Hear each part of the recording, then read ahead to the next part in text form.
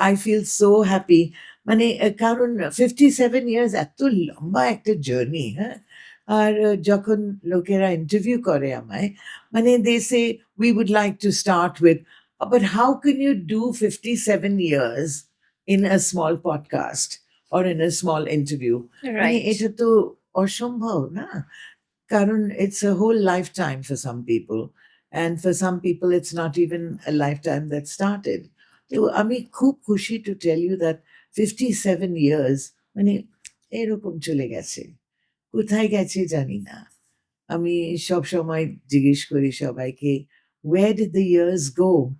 I mean, যখন আমি I do a quick rewind আর দেখি কোথায় থেকে কোথায় এসছি আমরা। It's really fantastic. কিন্তু ভিতরে হুম। সব একই রইল। কিরকম?